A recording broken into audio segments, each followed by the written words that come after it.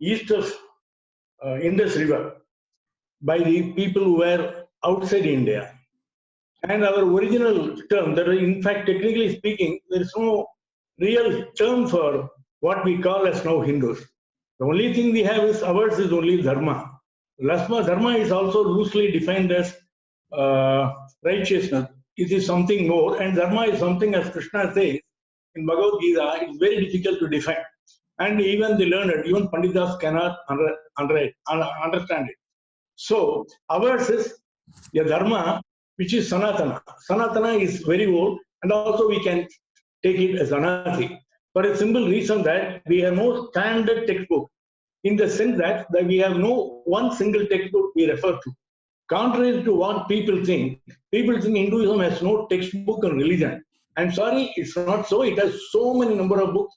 It is a way of life. As Dr. Radhakrishnan had put it, it's not a view of life, but a way of life. One adopts a certain way of life and becomes a Hindu.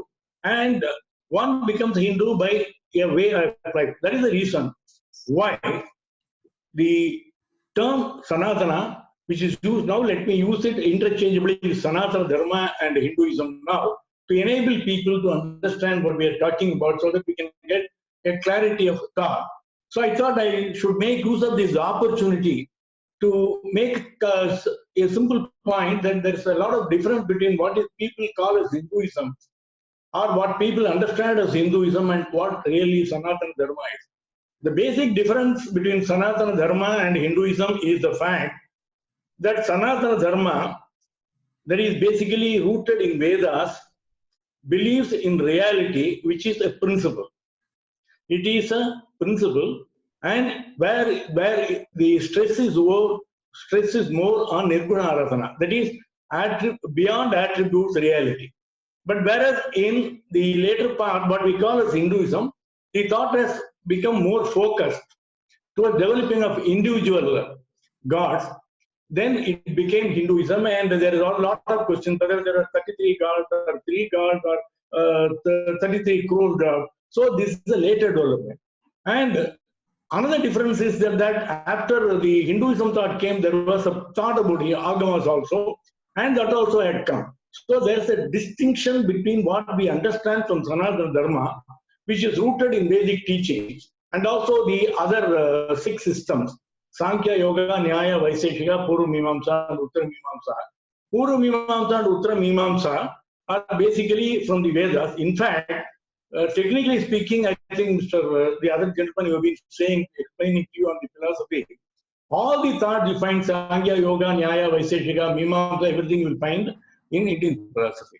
So the reason why I am talking about this, there is no distinct chronology as far as Vedas are concerned. That is why we call it as Apaurusheya and Anadi. You can't specifically say which sutta was composed when. There is a general thought that Rigveda was composed around 5,000 years back. I think that's a very loose statement, for a simple reason. Rigveda is a body of huge text. It contains large number of portions, which is written. Unfortunately, people do not understand is that Vedas are not written. It is Srodriyam. It is being transmitted by hearing. Vedas are to be learned only by hearing, not by textbook. That is what the Shruti. Shrodham Karne Vishwanyama Deva. You listen to everything and then learn Vedas. So when your spoken word comes as a form of knowledge, you can't really ascribe a date. And the two for a large entity as Rigveda. And we have this fallacy of saying Rigveda is followed by Yajurveda, Yajurveda followed by Samaveda, and no, I'm sorry, the date we do not know. The reason why I am saying that the dating itself is basically wrong as far as Hinduism is concerned, for the essential reason that there are a lot of anthropological, etymological, archaeological, archaeo-astronomical evidences which point out the antiquity of Vedas and Sanatana Dharma much beyond these 5,000 years what people are trying to assimilate. The first thing I can quote is that there is a temple in Jwalapuram in Kurnool district. I think right now it is in Andhra. That temple, there is a Nataraja statue is there. That temple based on the ash sediment found in the Nataraja's statue and the temple stupa has been dated about 74,000 years ago, synchronizing it with Mount Toba volcano emissions in the east. And number two, we find the geological age of the origin of the world to be around 252.9 billion years ago, which tallies with the time frame given in the Vishnu Purana and the other 17 Puranas, which works out to 2.94 billion years ago. The universe has evolved.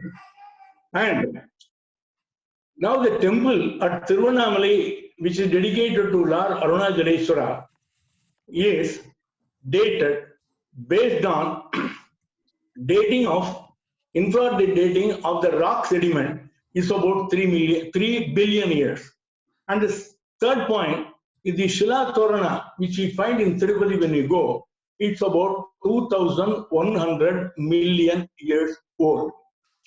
Then we find the world's continuously inhabited city is none other than our own Varanasi.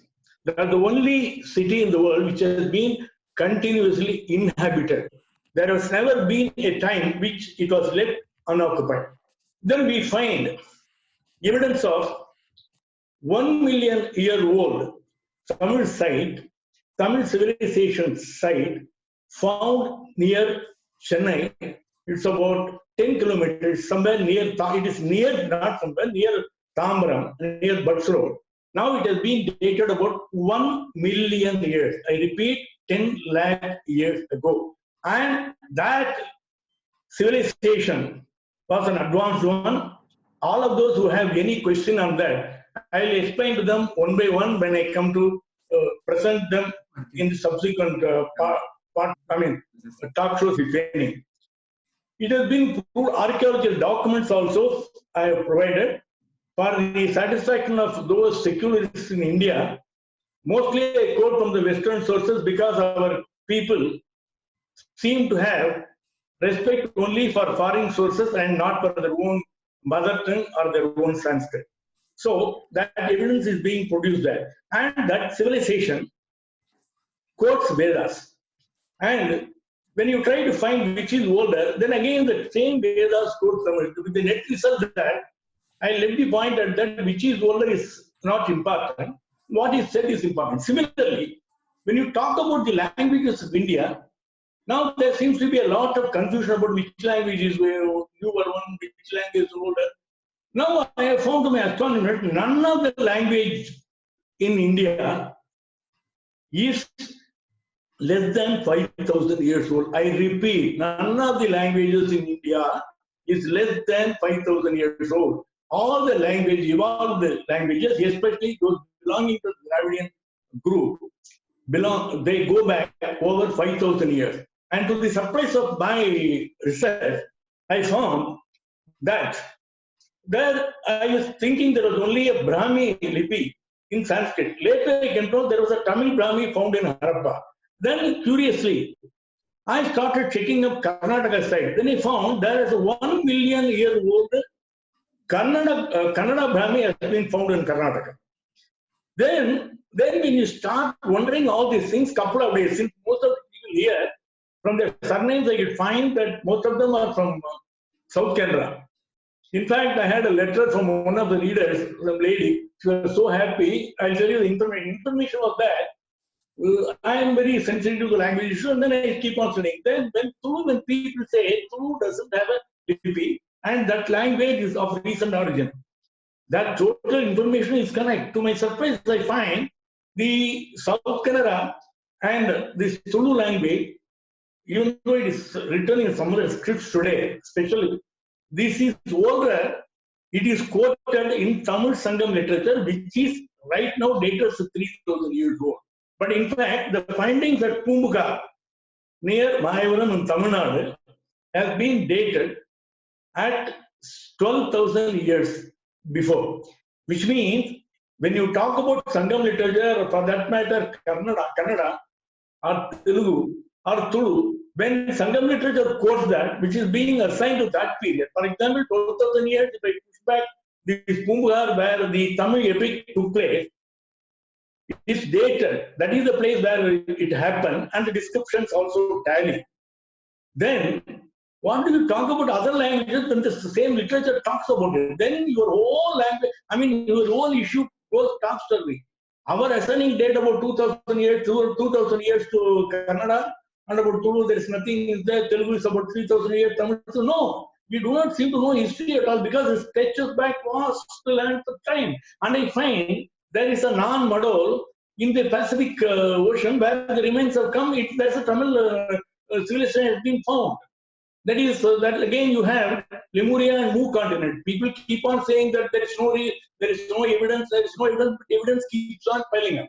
The people have to understand one fact that nobody wants to acknowledge the Sanatana Dharma civilization as being older to them for a simple reason that the people who accuse them, I don't want to name anyone, they would become irrelevant because these thoughts and everything have come from there. Now, without being parochial about it, without being, what should I say, one-sided about it, I started researching. Now, let me come to the topic. Now, we find some of the interesting thoughts, some of the interesting things I found in my 11 years of journey.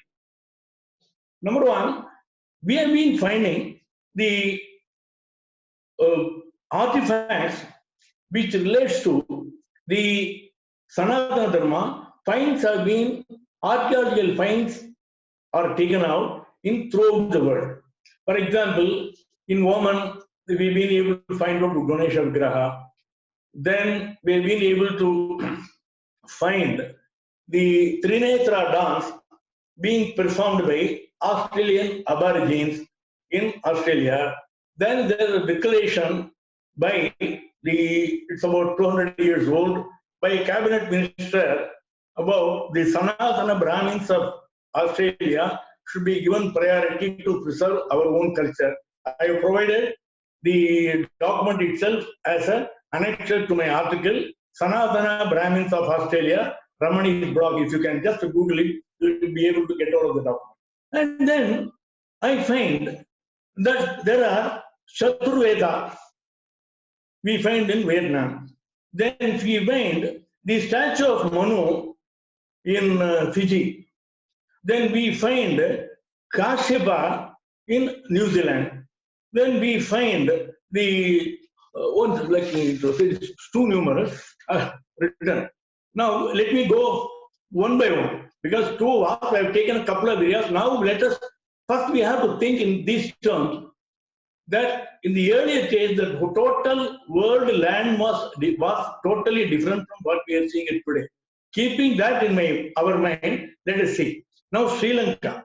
First immediately let us talk about Sri Lanka. Sri Lanka, all of us know about Ramayana, and Ramayana, all the places you are being given as a package tour by Sri Lankan government. But there is also a controversy for people who have intellectual curiosity. Let me also pose that question. People may come back to me with some feedback. Whereas Valmiki code is about 100 yojana, which is about approximately 800 miles. Now today we find Sri Lanka hardly about 13 kilometers or 14 kilometers from the southernmost tips of Tamil Nadu, India. So which means, is the present Sri Lanka, our Sri Lanka is the Sri Lanka which we have spoken in the earlier times? Or is it, if it is not so, how do we account for the artifacts and the ruins associated with the Ramayana and Ravana are being found there? I have given some solutions. Meanwhile, let people try to think of. I think I may probably get some more idea on that. I'll just leave out Sri Lanka with the point that Sri Lanka has much more to offer than Ramayana evidences, apart from the fact that what we call today is Adam's footprint, basically Shiva's footprint. I have written an article, the Shiva's footprints around the world, and an essay, photo essay that I have provided. I'll explain to it when I come to that topic later when I talk exclusively on Shiva. I have some plans to make on podcast also, specifically on Shiva, Rama, Krishna, because our history is so far. Now let me take about, now while talking about, apart from Ramayana, what exactly is the background of Sri Lanka, which we are talking about today. Are we connected to Sri Lanka much prior to Ramayana? How is it? Is it possible? Yes, it is possible, and it's a fact. The reason is the first human being, Manu, is the first human being, as far as all the Puranas agree on that. The very term human is from the term Manu. Manu had sons, one of them being Ikshvaku. Manu, contrary to what people think, was from Dravida Desa. That is, in Sanskrit, Dravida does not mean an ethnic race. Dravida in Sanskrit is the term used for those people who were living, we know at that point of time, south of India and Satpura. Later in Pali text it was used as Dramila. Then again it came back, then it became Dravida, then the invaders gave the name as ethnicities, and all this nonsense about Aryan invasion myth has come, it's a nonsense. See, Dravida, in the Dravida Desa, Manu was born. Bhagavata evidence, the sloka quotes that, and I have written a detailed article, the sloka and meeting and the result. And this, as I said earlier, one has to remember the land was totally different. And when we talk about Manu having been born, he was not born somewhere near Bangalore or Chennai. He was born and he meditated near Madagascar. I have evidences, I have provided that.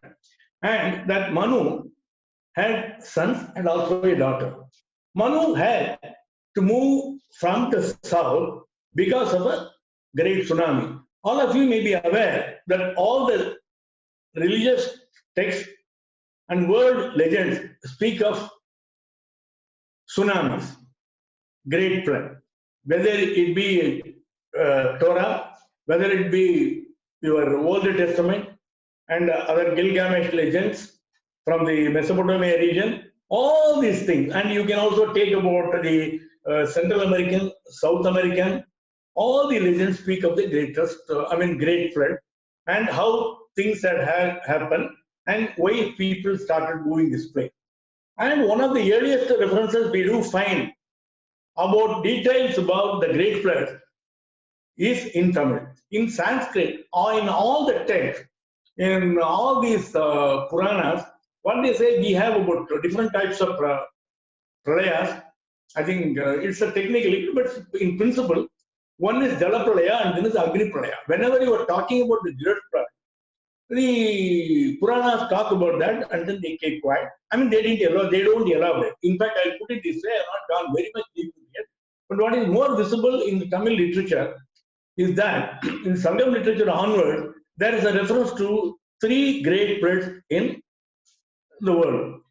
One of the great floods being referred to directly synchronizes with the period of Manu. So when it moved, Manu had to shift his place towards what we call as towards north, and there his son Ikshvaku founded his Ikshvaku dynasty called Surya Vamsa, and it became to which Sri Rama belonged. Now, when Manu came there, when Manu went there, when people are concentrating about Manu's sons, people forget he had a daughter also. His daughter's name was Ila. Ila is spelled as E-L-A or I-L-A. Now, Ila was left back in the southern region to carry on the dynasty from the matrilineal side. And this Ila, probably all of you may be aware, Ila married to Buddha, son of Chandra. Now, and out of that relationship came Pururavas, then the dynasty started. Now, before I proceed further, I would like to point out one thing. When we are talking about history, we are talking about some legends saying that Chandra is a god, Buddha is also Graha, then how is it, are we not mixed up mythology? My answer is, when all the other facts check out, in terms of reference to time, I leave my mind open as to the concept of Chandra or Buddha. Number one, they could be an abstract actually, what should we say? Personification of some thought, for example, mental state, number one.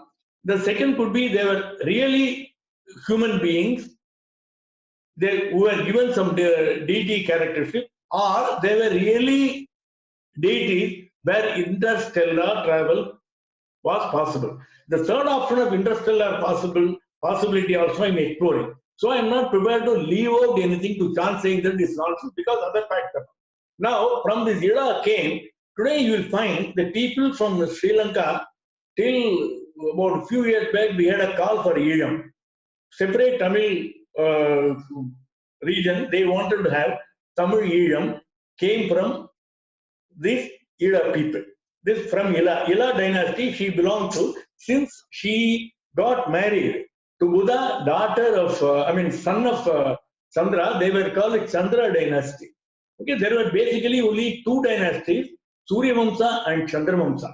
From Ila Vamsa proceeded Chandra Vamsa in the southern territory, and they were called, as the migrations began, the people in the other areas, geographical areas, they could not pronounce the term Ila. They started pronouncing this Aila, A-I-L-A.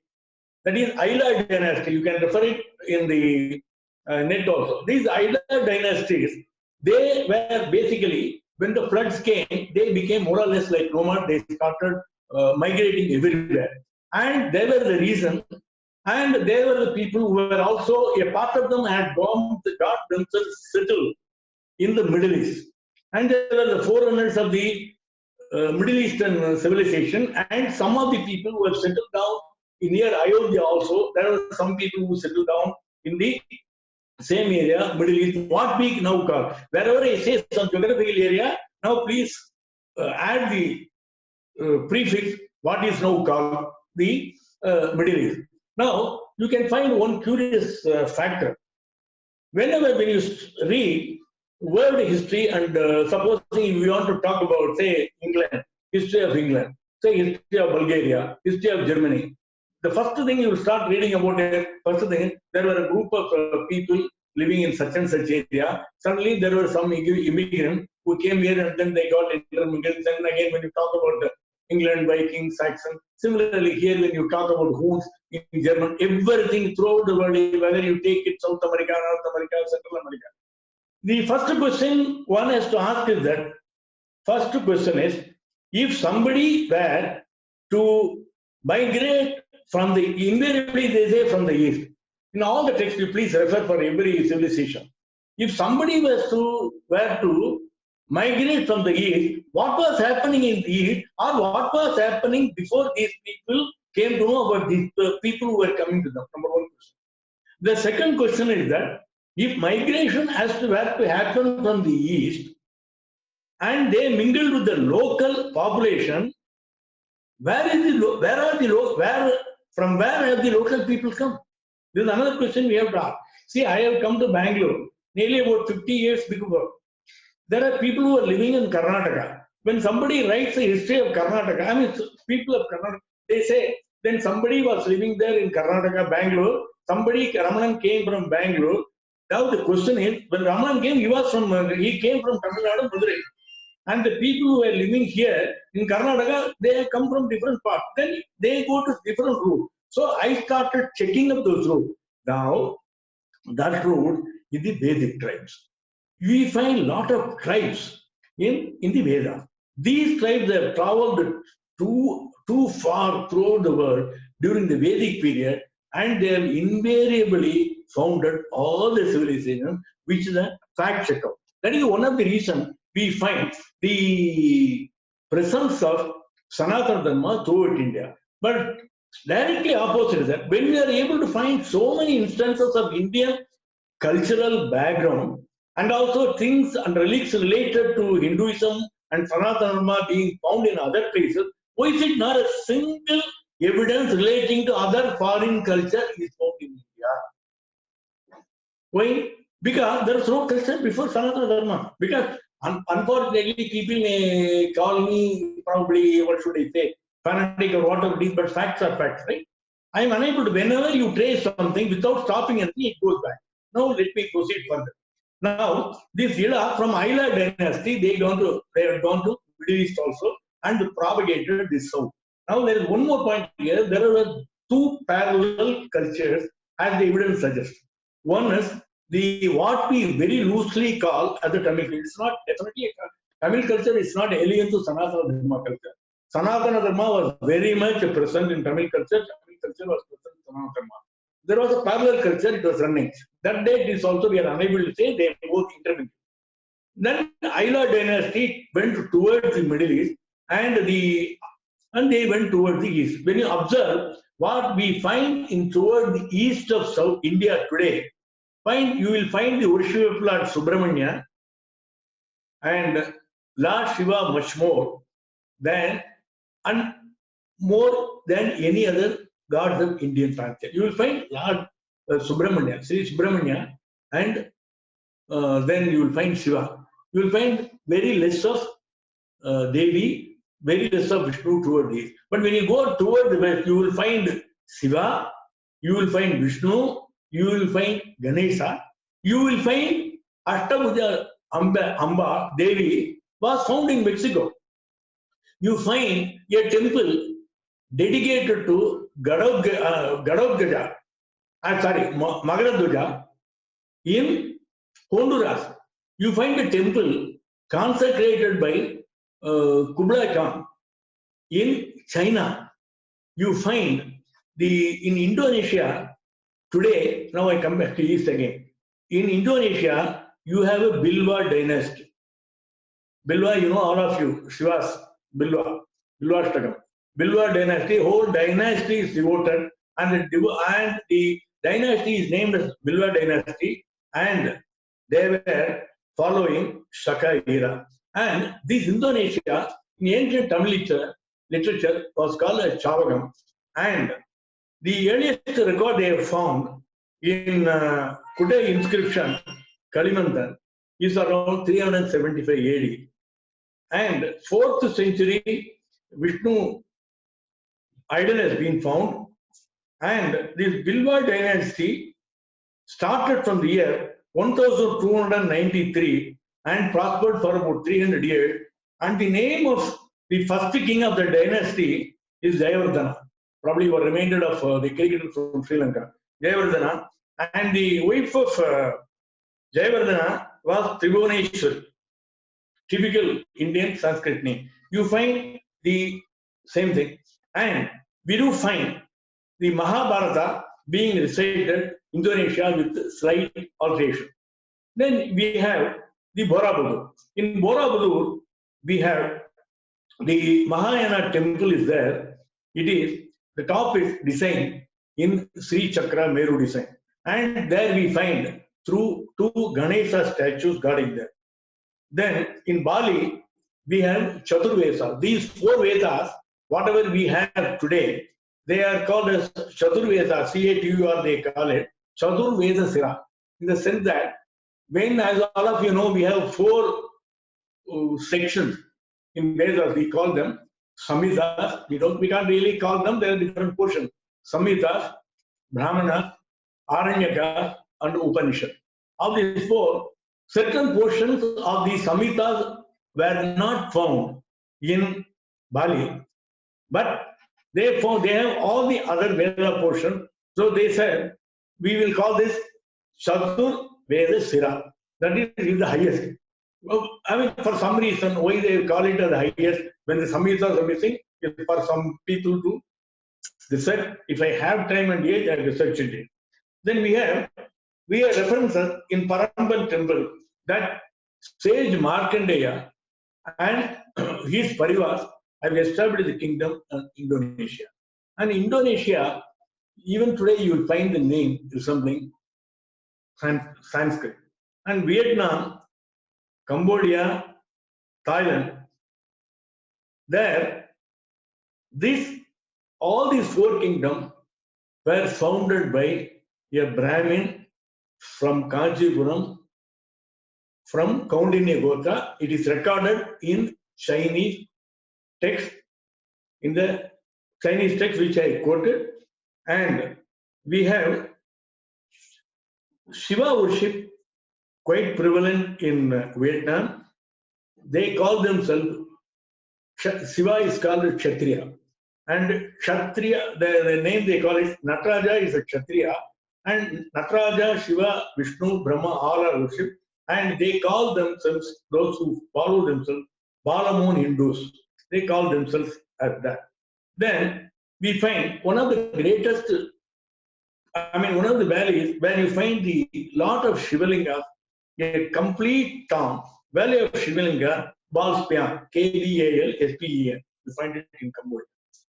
Then we have evidences to suggest the Nazca lines of Peru converges with Angkor Wat. I'll deal with Nazca lines of Peru in a little while, since I think I have a little more time, only 40 minutes have gone. I still have time. Then we have, I think, talk about it. How, see, when we are talking about Angkor Wat, I don't think I need to say anything. It is one of the biggest temples dedicated to Hindu pantheon of gods. It is bigger, the second biggest temple in the world, temple structure complex, is Sri Rangam in Tamil Nadu. The largest temple structure is Angkor Wat.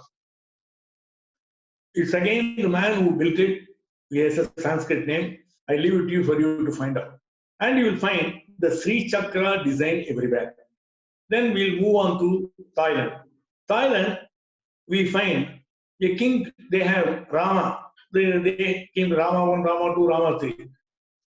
Rama 4, a Thai king, he had in his flag Om Indra Airavata. In his flag, royal flag, he had the script Om and Indra's Airavata. And many people who may know the Bhakti literature of Tamil, and it's also followed in Karnataka also, because it belongs to, it's a treasure, it belongs to Sanatana Dharma. Bhakti gave two types. One is Shaivism and another is Sri Vaishnava. In Shaivism, there are 4 people who are who are more responsible. There are 64 people. One of the texts is Thiruvambavai, and another one of the Alvars, Andar, for Sri Vaishnavas, Tirupavai. The Tirupavai is very sacred for Sri Vaishnavas, and Thiruvambavai is sacred to Shaivis, especially addresses to Lord Shiva and wakes up people to perform the Kartyayani Vrata. Similarly, in Tirupavai, Andal wakes up all the women folk, all the girls who are unmarried, to perform Kartyayani Vrata so that they may get a good husband. Now, the Tirupavai and Thiruvambavai is celebrated in Thailand as a swing festival. In swing festival, in Dolotsavam, you call it in Telugu. In Tamil, it's called Unjal. Unjal Seva is something very, it's also done in Tirupati. It's a very, very popular Seva being done to, especially in Vishnu temples. This is being done in Thailand, which is very curious. And another most important thing is, today we have Teachers' Day, when the birthday of Dr. S. Radhakrishnan, who was ex-president of India. You know, the Teachers' Day in Thailand, it is the first Thursday of every first term when the school reopens. And this is invariably held on first Thursday, which is Brihaspatiwara. Then we find in Japan the gods Saraswati, Ganesha, and Saraswati is worshipped. We also have Varuna being worshipped in Japan. Yama is also worshipped.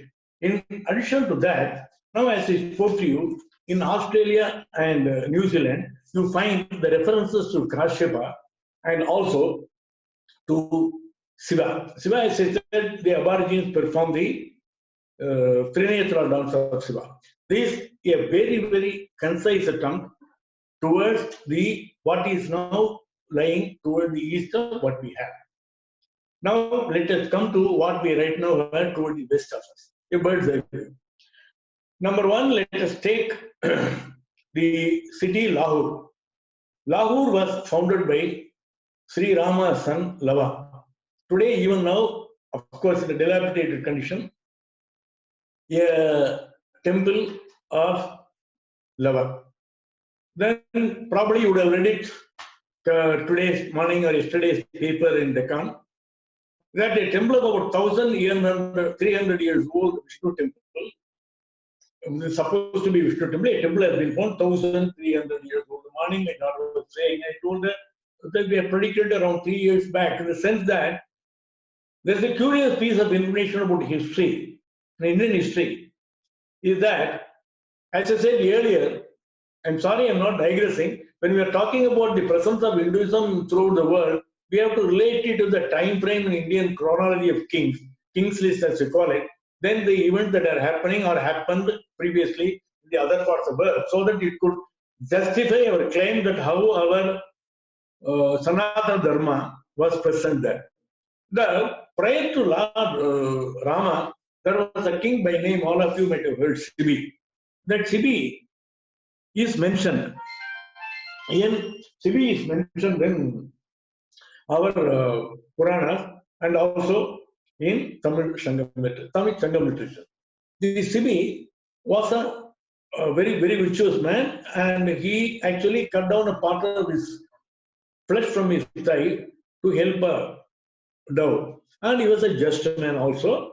And this man preceded Sri Rama. I'm sorry, I don't normally use the term Lord Rama because it is an Indian concept. God is not somebody to whom we are slaves. He is our father, he is our friend, and he is our guru. So we revere him, we love him, we respect him. Never we are afraid of him. So we never call him, we are not slaves. We don't understand. So please excuse me, we do not use the Christian term as Lord Rama. So Sri Rama, when Sri Rama was preceded by Shibi by about a lot of generations, about 15, 16 generations earlier, and that Shibi had built a temple near Srirangam, the Vaishnava's sacred place in Tamil Nadu. His temple, 77 kilometers from Tamil Nadu, Srirangam. It is called the Tiruvallarai for Lord Pundarikaksha. And that temple is older than Srirangam because it was built by the ancestor of Rama himself. Then there are Sri Vaishnava's question that also, let us leave it, I am talking only by fact. Then this Sibi, there is a reference in our text that the Sibi in Tamil literature and also the foreign text that Sibi ruled from what is now called the Swat Valley and the northwest frontier province of Pakistan. Now this is reinforced by the fact that even today we can find Tamil in its rudimentary form being spoken along Brahi and other languages Pushtu in those areas in border of Afghanistan and northwest frontier province and Swat Valley of Pakistan, even Tamil in the rudimentary form is being spoken. Now, this Sibi was present in the Pakistan area. And then again, you go about Kandahar, we need not say about that, all of us know about Kandari. Kandari was the wife of Dhritarashtra. And many people may not know, when they are talking about Indian history, about Alexander, who is reported to have defeated Purushottam. Now they call them as Purushottam, with the help of one Ambi. And it is often touted that Ambi was a man who betrayed, Purushottam, and Alexander through his help. But many people forget that what happened to Gandhara kingdom. This Gandhara kingdom, the Ambi whom we are speaking about, is the descendant of Shakuni. The total history is different. Alexander did not win the war. Ambi was not a traitor. Purushottama was not defeated. Alexander did not win. He came back. He went back empty-handed. This is not from Indian, it's from a Russian research which I have posted. And in fact, Alexander feared the Bengal is more, and the elephants of India, Purushottam, and then he ran back. And we rely so much of Megasthenes text on India. I have also quoted him. Unfortunately, I mean, he writes in so much detail about Chandragupta Maurya, we feel as if he is his brother. Unfortunately, the fact that Chandragupta Maurya, I mean, he has never met Chandragupta Maurya in his life at all. There's no evidence. So, leaving aside that, if Alexander's invasion was the first contact between the people who were beyond Bharatavarsha is true, then how come people who preceded, who were born before Alexander, were quoting Indian texts? How Indian thoughts are found in Greek philosophy?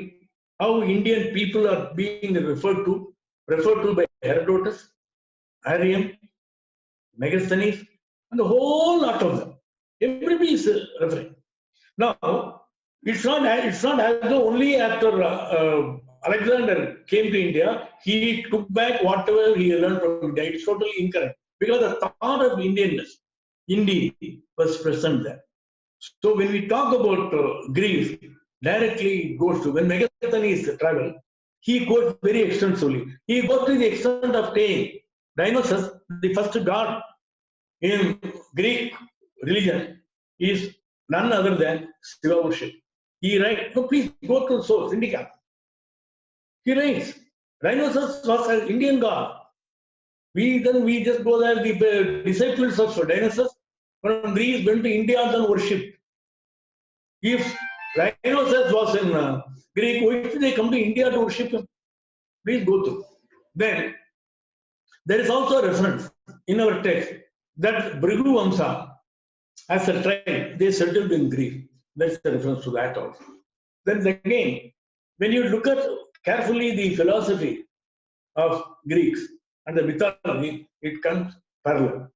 And in addition, again I quote Megasthenes, Strabo, and Arian. They are all old Greek scholars. They talk about Krishna. And Krishna, and they talk about Krishna. They say the pillars of Hercules there is a contradictory opinion between three great historical writers. One says it is dedicated to Sri Krishna.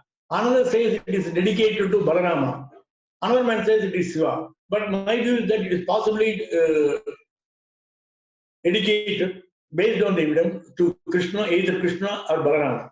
Then one curious fact mentioned by Megasthenes is that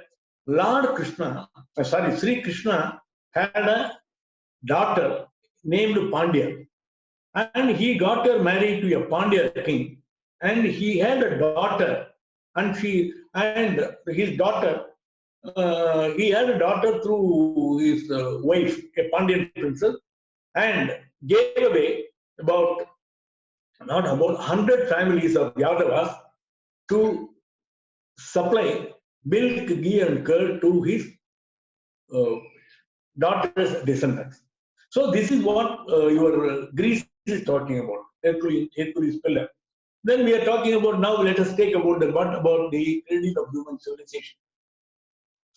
What we are talking about, what they call is Sumeria. Normally when we read our old textbook, when we recall our day, the oldest civilization in the world is Sumerian civilization.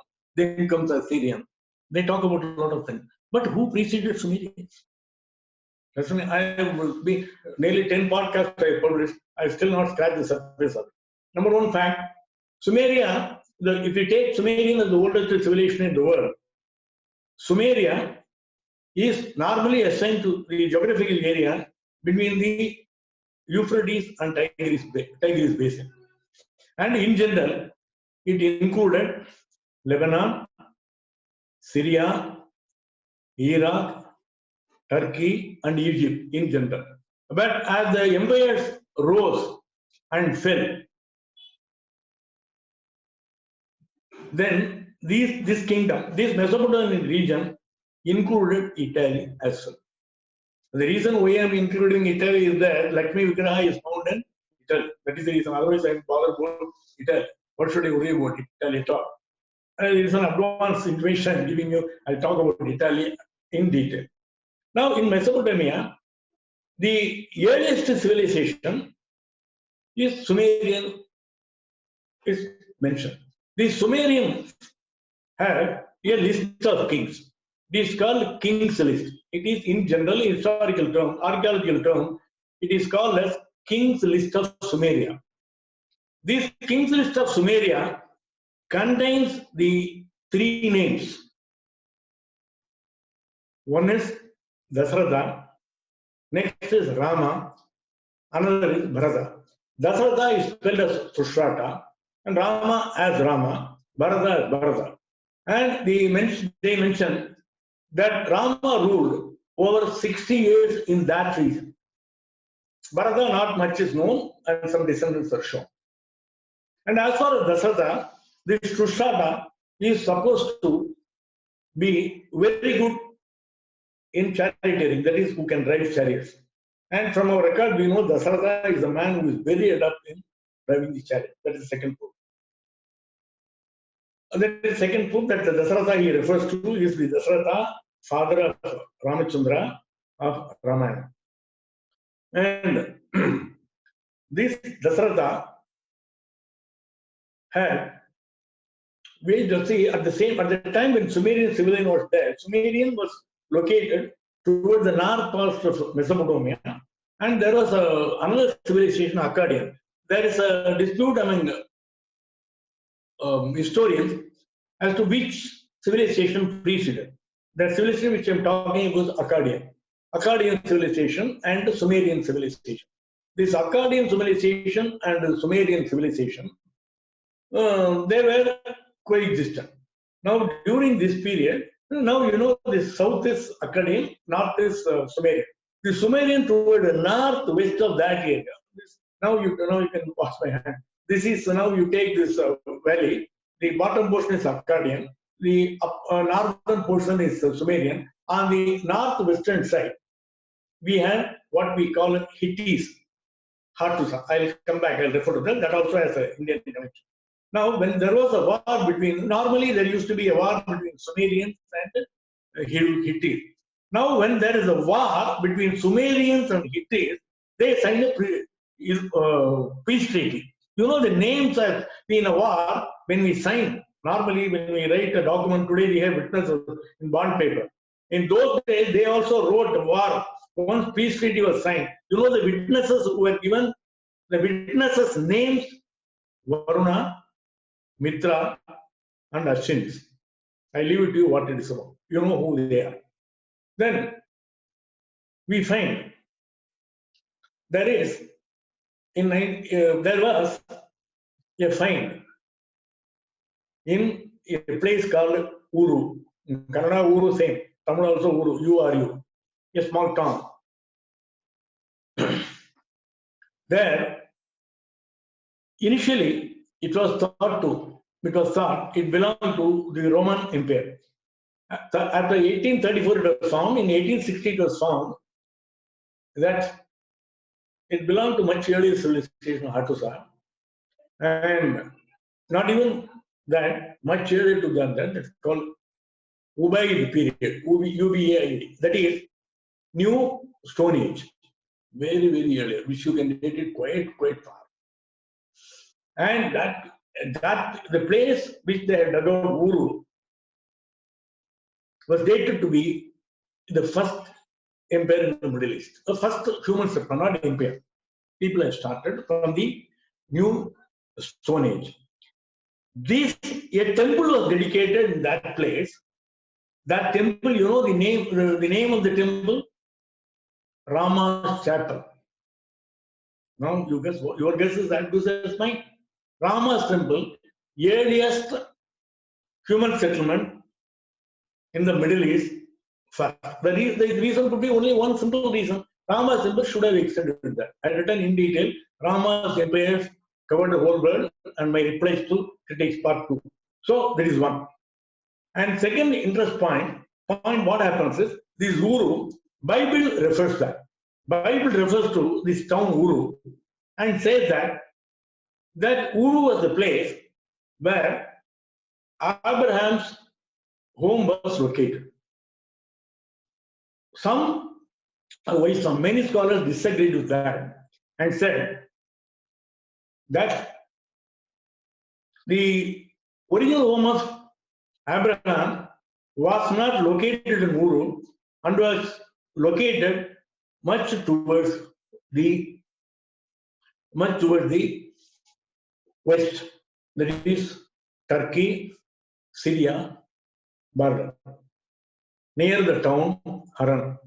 I hope you understand what the term Haran means. Yes, you are 100% right. It denotes Sri Shiva in Indian pantheon. Haran is pronounced as Haran and also Haran. Now, to the surprise of that, now in this area they have found a lot of artifacts which refers to the presence of Hindu concept, and the crescent moon is also found there. And all of us know Somnath is the name assigned to Shiva. I'll speak in detail about Shiva when I talk about Shiva. How come Shiva has landed in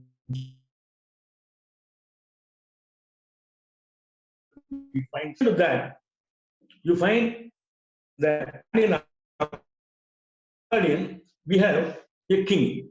That king is called the second king, Naram Singh. In this Naram Singh, the artifacts found he is described a man who is offline. In Indian text, you will find a king is always connected to a king in terms of his valor. And we also do find a lot of connections to Harappa and also Tamil cities. The Akkadians they were training in sesame oil they imported from South India, what we call as South India, Yeldu. In Tamil, in Kannada also I think it is Yeldu, till sesame. So that is found. And you know the town, the name they have found in that Akkadian town where Naram Singh used, Nagar.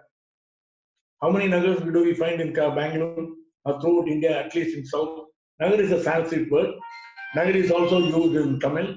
I think Nagar is also used in Telugu and Tamil also. That's the connection we have in the Middle East.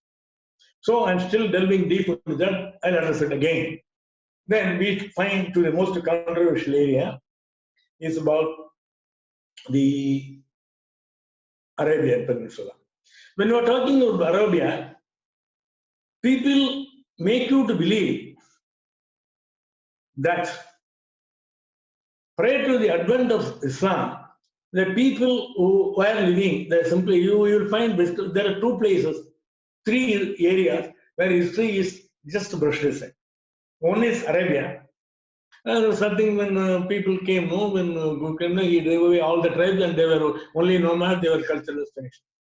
When you talk about, similarly about what is now called as North America, there were some Red Indians, as if they had no culture. We'll deal later.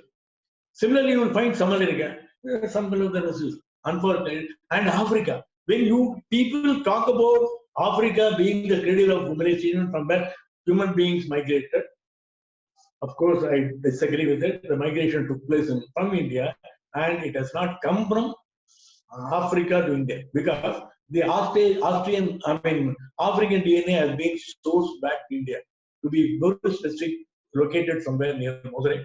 I research paper published also. I quoted also. We leave that. Now, such a first human being was born. You record it as saying that the first civilization first man has sprung from Africa. Still say these fellows knew nothing before Christianity came. Is that not? Is it sound to believe that? No. Similarly, in Saudi Arabia, I have seen through my travels also, one of the most hospitable people, very highly cultured people.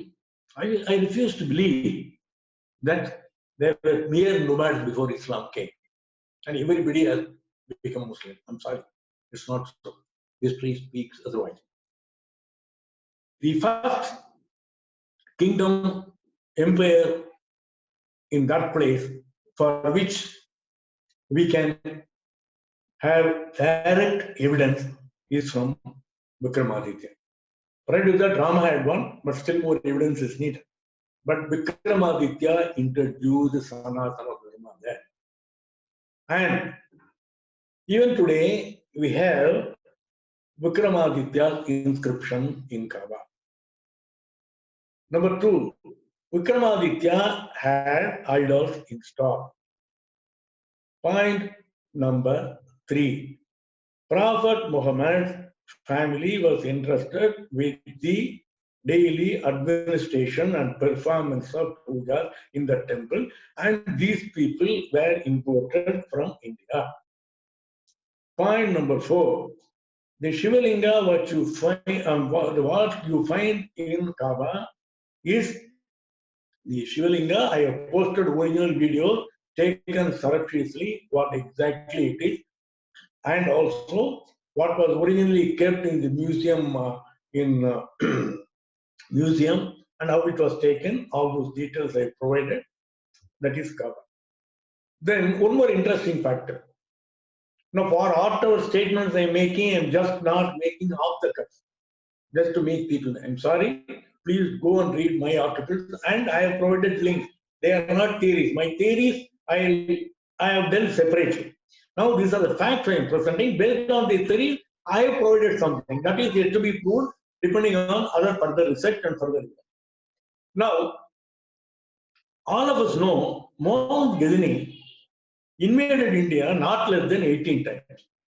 Have we ever wondered if one man has invaded and conquered a country, why should he invade 18 times? Okay, forget it. Once he has invaded, it's not completed. Second, he has invaded 3 times, 4 times, 5. Why 18 times? The reason is, when Muhammad moved from Medina, all have references. When Muhammad moved from Medina to Mecca, he demolished over 360 idols, which included Devi, which included Navagrahas, which included Vishnu. They did not touch Shiva, which is lying down there.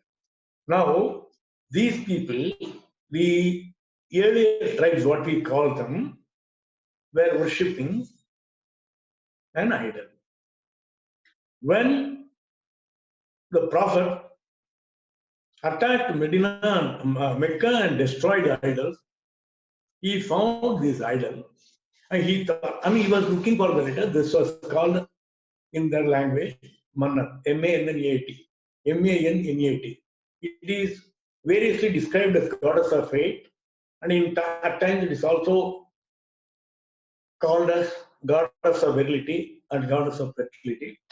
And as an aside, let me tell you, the house of Shah Rukh Khan is named as Manat. Okay?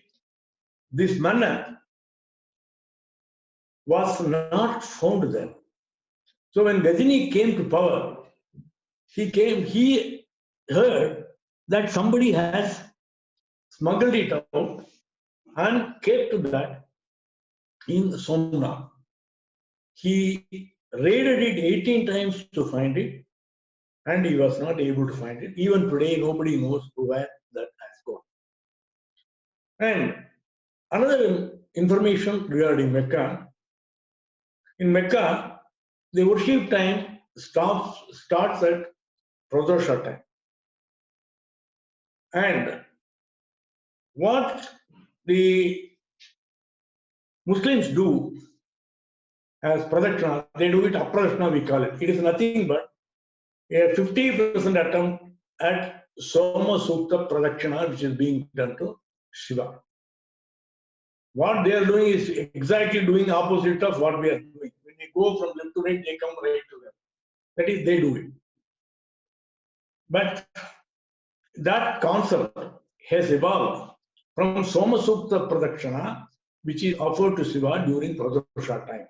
Soma Sukta Pradosha is not directly doing everything in Apradakshana. You go half the distance, come back to Nandi, again you go Pradakshana, then again you come back. It's a detailed procedure. I have written in detail about that. That is another evidence.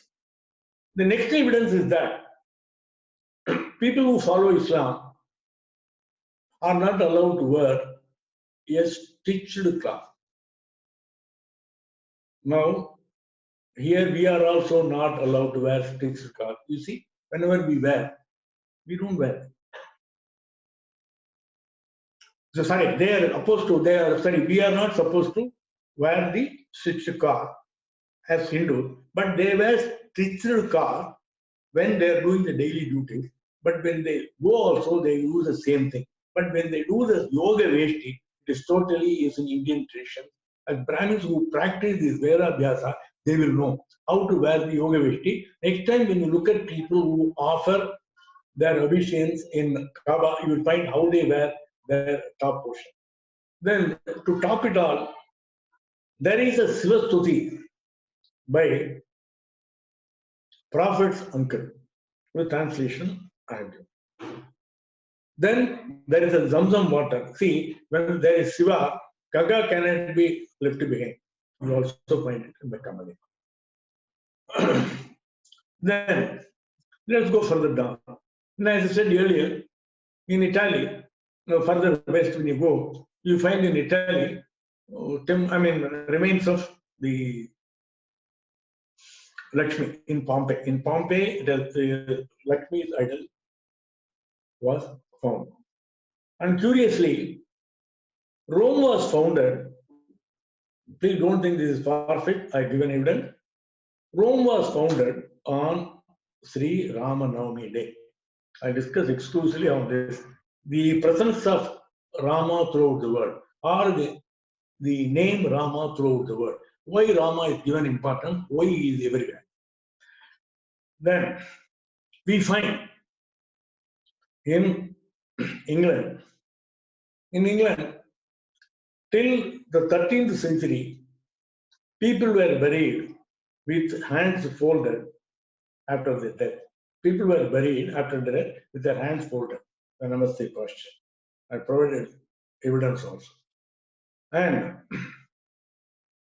before the advent of Gregorian calendar, they were following our Vikramaditya calendar. I have written a detailed article on this. Whatever terms, please refer. You just make a note of it. And just that term, England, Ramanan 50, UK. Then you get the series of letters. Because it has taken so, and I am trying to put them in a sort of book form. It will take some time. It's a lot of doing. Then we shift our attention towards the northwest of India.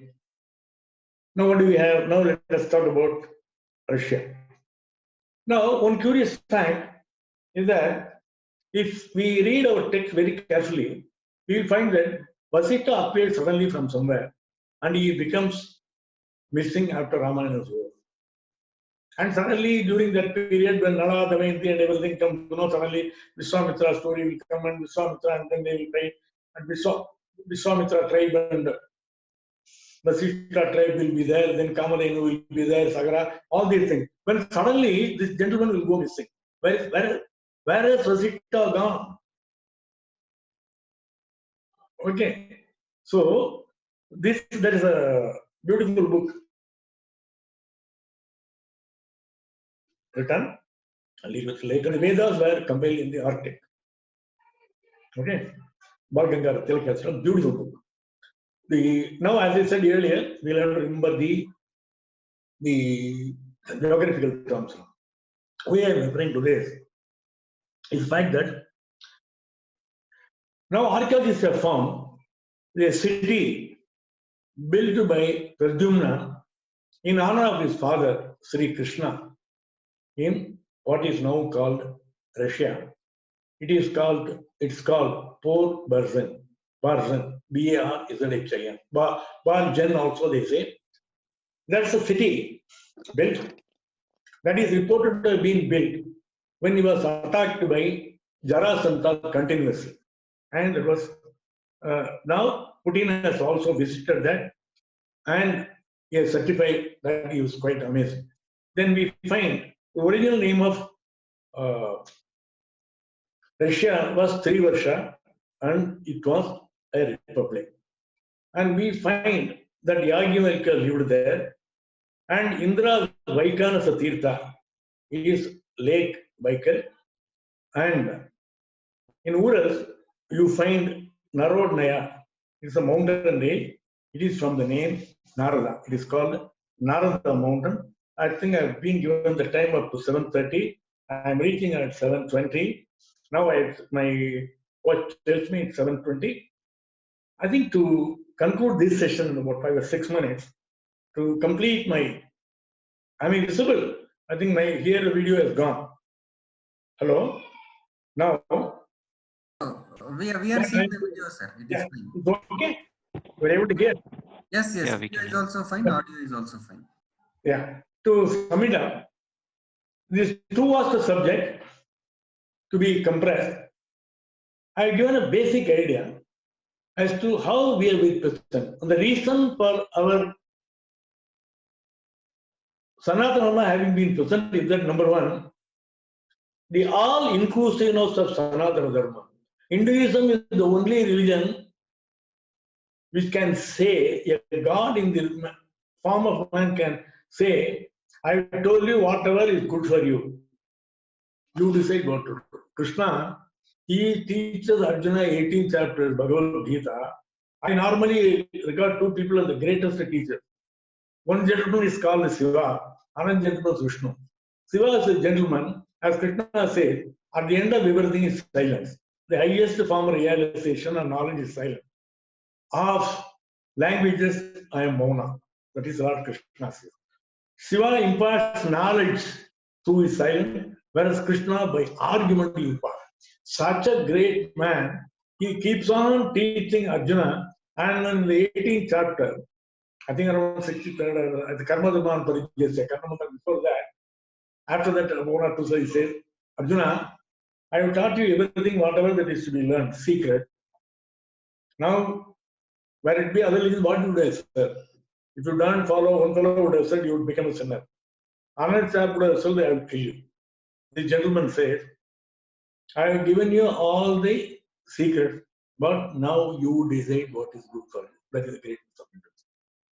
Hinduism is a religion, it's a thought process which accommodates atheism. It accommodates Jabali as much as it accommodates Sri Rama. And it is all inclusive. If you disagree with me, it's fine. And it is not institutionalized. If you want to go to temple, you go. If you don't want to go to temple, you don't go. If you want to practice this, it says. In nowhere the Vedas say, if you don't trust Vedas, you will drop. No. This is the truth. It is just like a doctor. If you are sick, as a doctor, I am giving you, prescribing you some medicines people have found in laboratory.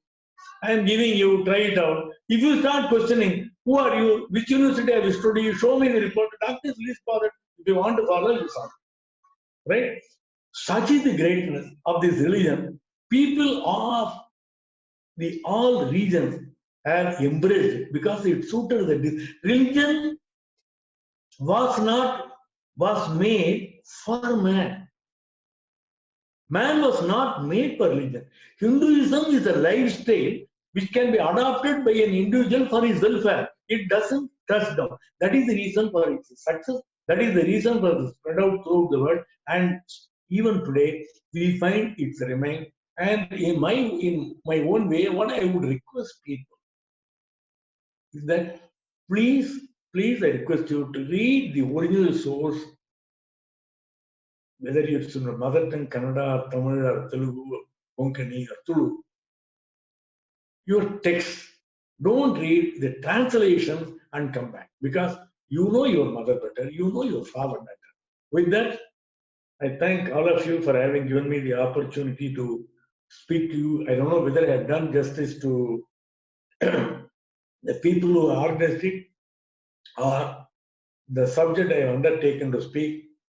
If there are any plus points, may it go to Goddess Abhirami. If there are any mistakes, let it go to my insufficient intelligence.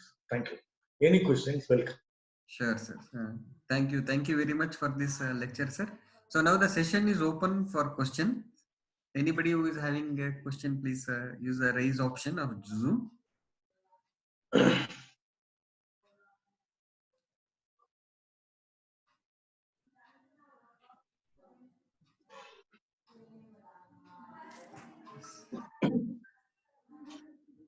No? Sir, okay. Yeah. No, I have one question myself, sir. So you referred to that Ila Vamsham Yeah. migrating to Middle East. Some could you repeat that part because I missed that link. And how do we say that it is associated with Middle East? Yeah. See, Ayla dynasty. The dynasty is at that point, as I was saying earlier, the total load, landmass is different.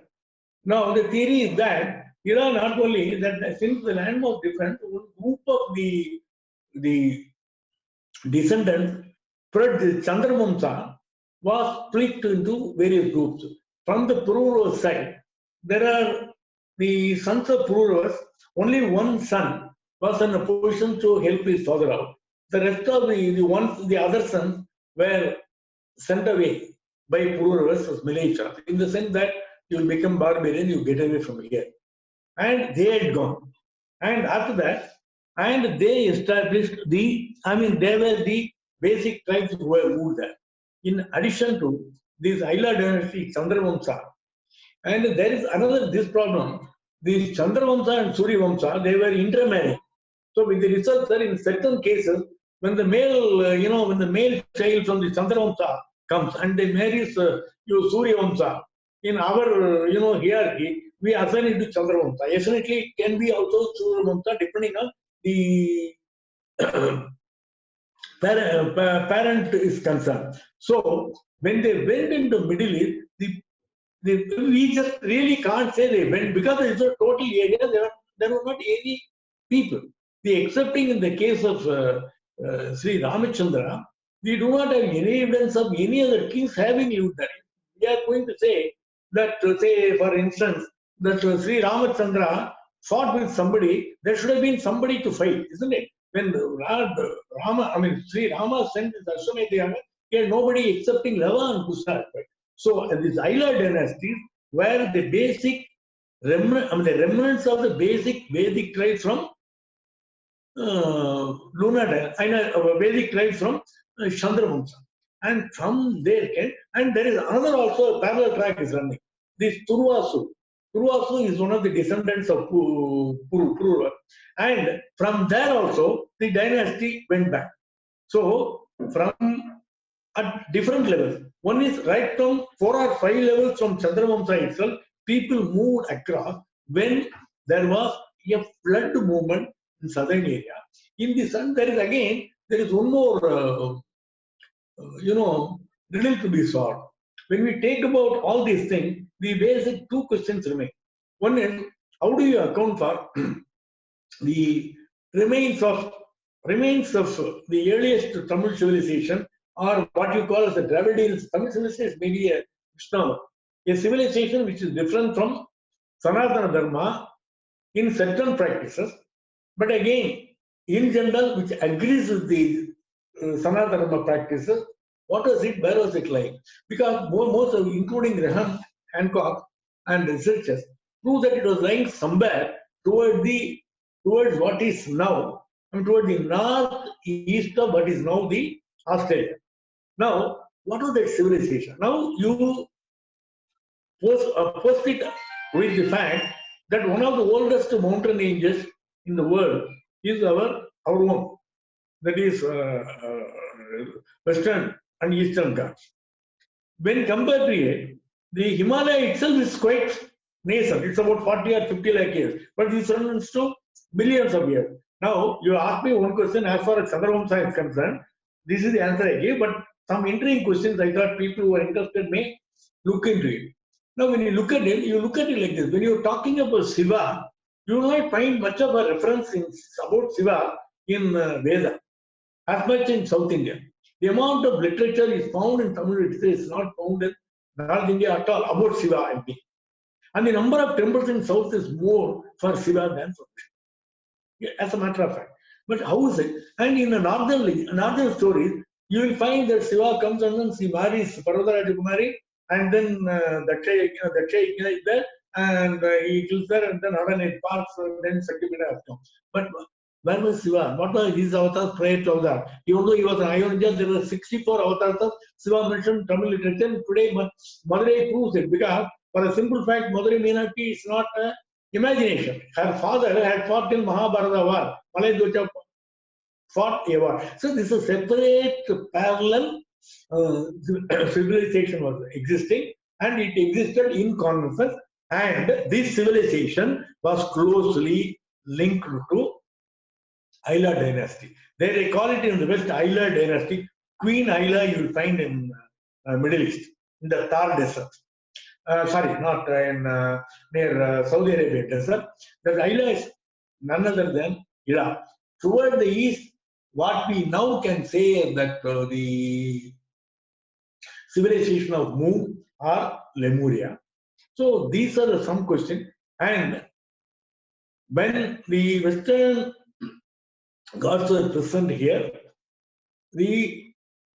at the nascent period of Himalayas being formed, that was the time Shiva's marriage took place. I've dated is about 40,000 years, 40 lakh years old.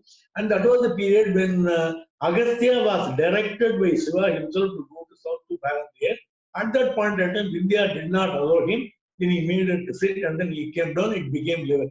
But when you date it, this is how, you can ask me how it is dated. It is dated because of the fact that there is a nakshatra of Agastya, Canopus star. These Canopus will be visible in the normal hemisphere once in 25,000 years only. The earliest we refer either to Ramayana, and again there is again another question, which 25,000 years, then again we'll go to a lot of different. By dating it, we date it. So, in a sense, when we are talking about quite vast stretches of time, beyond a certain limit, it's very difficult to find evidence. But we find pointers and trying to dig more. The essential reason for Chandravamsa is that Ayla has come towards south, towards east of what is now India, east of India, and toward the west, through her progeny from Turvasu, they went towards the Middle East, and they spread towards Spain, and also they went to Nazca land. Now the excellent information one can find in Sundarakanda, where Sugriva directed his Vanar Sena how to find Sita. All these places are geographically described by him. Today they are intact. Valmiki doesn't lie.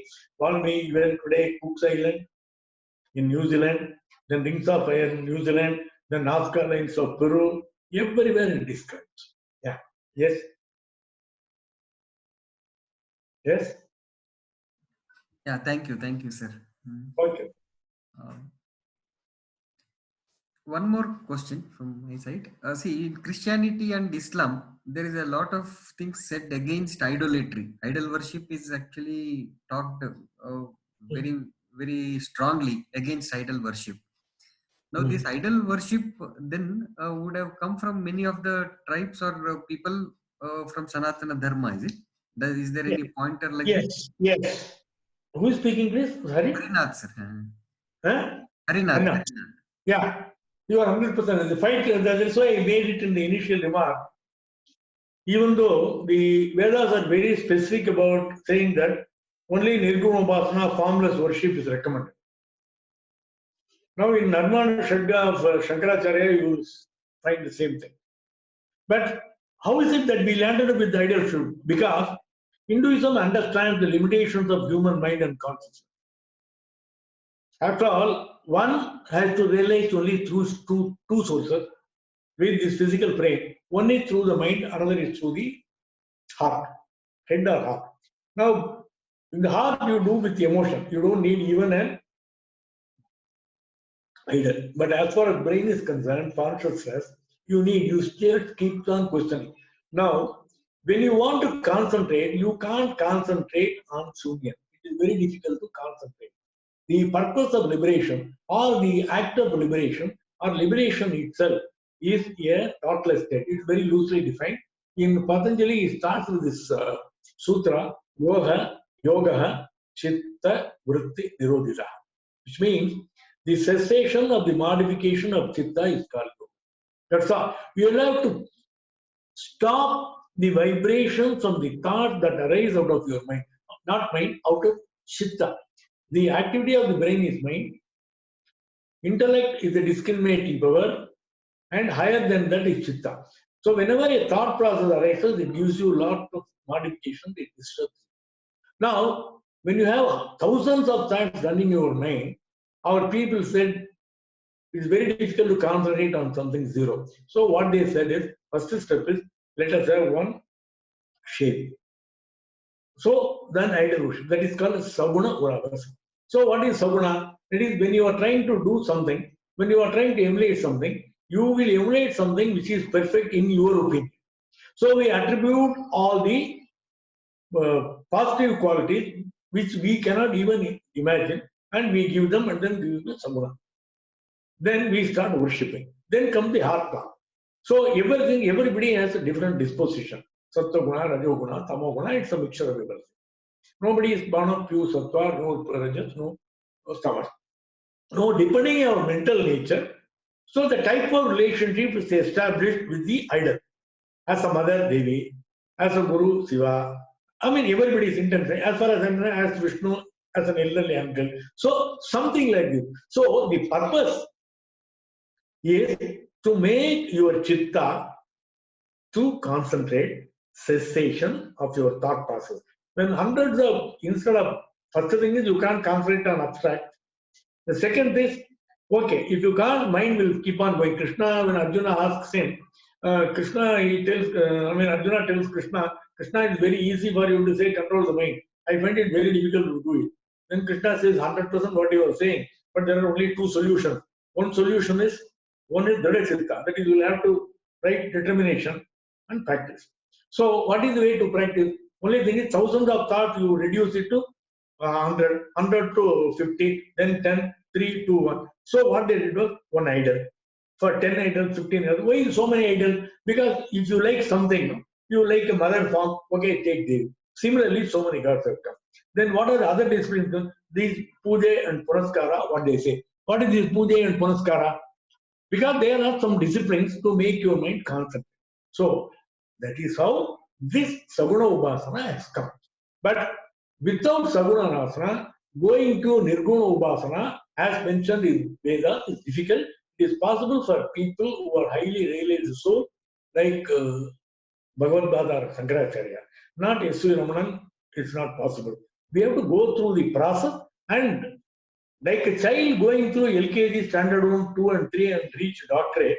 Once you reach the doctorate, the LKG first standard may seem redundant. Without it, you will not be. So Saguna Irasana is accepted in the sense that it helps you to realize the reality, and it has not to be taken seriously as an end in itself. Thank you, sir. Yes, sir. Thank you. Yeah, if there is no other question, then we can end the session today. Yeah. Mantra. Yeah.